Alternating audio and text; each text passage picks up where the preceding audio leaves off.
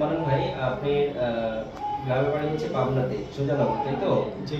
আপনি গত মাসে 1-2-2025 অর্থাৎ ফেব্রুয়ারি 1 তারিখ আসছেন। আজকে হলো ফেব্রুয়ারি মার্চের 1 তারিখ, 1 মাস পরে আসছেন।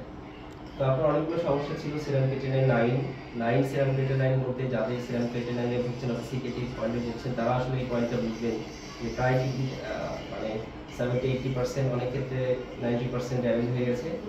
তো ওনার বাম পা ফোলা এবং বাম পাশের কোমরে ব্যথা করতো, ডান পাশে হালকা ব্যথা ছিল, শরীরে হালকা হালকা জ্বর ছিল সবসময়, আর শ্বাসকষ্টের সমস্যা ছিল, ঘন ঘন প্রস্রাব হতো। এই ধরনের অনেকগুলো সমস্যা তার ছিল, প্রবলেমগুলো।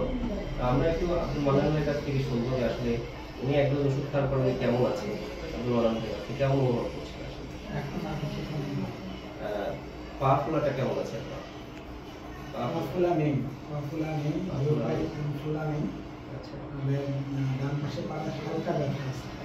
কোমরের যে ব্যথা ছিল, কোমরে ব্যথা নেই। কোমরের ব্যথা, আর আপনার শরীরে শ্বাসকষ্ট হতো? হ্যাঁ, শ্বাসকষ্ট কম। শ্বাসকষ্ট হতো। তার মানে আগের চেয়ে আপনি বেটার ফিল করছেন? আগের চাইতে কম। আমরা ফিজিক্যালি কিন্তু আপনার চেঞ্জ, শারীরিকভাবে কিছু চেঞ্জ আসছে, আপনি খেয়াল করছেন কি?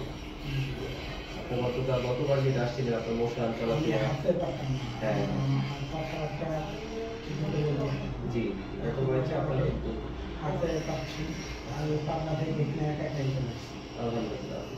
গতবার তো ভাগ্নের সাথে হ্যাঁ, এসেছেন। গতবার তো লোক সাথে ছিল। আচ্ছা আচ্ছা।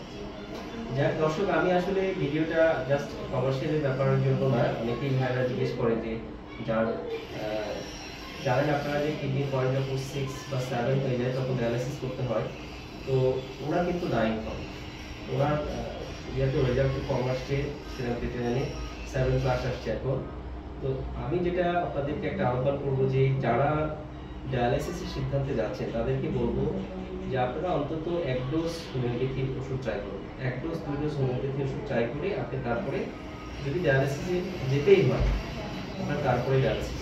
একটা ব্যাপার হচ্ছে যে আমরা চিন্তা করি ডায়ালিসিস গেলে আর হোমিও ওষুধ খাওয়া যাবে না, ব্যাপারটা এমন নয়। ডায়ালিসিসের পাশাপাশিও কিন্তু হোমিও ওষুধ খাওয়া যায়, সেটা একটু অন্য ব্যাপার। অনেকেই এই ব্যাপারটা নিতে চায় না যে বাড়তি আবার 4-5 হাজার টাকা খরচ করা, এটা হয়তো অনেকে করতে চায় না। কিন্তু হোমিওপ্যাথিতে আপনার চান্স থাকে, ডায়ালিসিসে তো কখনোই চান্স থাকে না যে আপনার কিডনি রিকভারি হবে।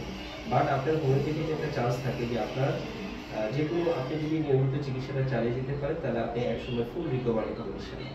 এই জন্য আমাদের আহ্বান থাকবে আপনার যে কোনো ক্রিটিক্যাল কন্ডিশন অফ কিডনি সিকেটিভ প্রবলেমে যারা ভুগছেন তাদের থেকে আমার আহ্বান থাকবে যে আপনি দক্ষ অভিজ্ঞ আমার কাছেই না, আপনি যে কোনো একজন ভালো হোমিও চিকিৎসক যারা কিডনি এই ক্রিটিনাইন বুঝিয়ে বা তারা এগুলো ট্রিটমেন্ট করে থাকে তাদের সাথে আপনি পরামর্শ করে অন্তত 2-3 মাস হোমিওপ্যাথি ট্রাই করবেন, তারপরে আপনি অন্য সিদ্ধান্ত নেবেন। এটা আমার আগ্রহ থাকবে, রিকোয়েস্ট থাকবে।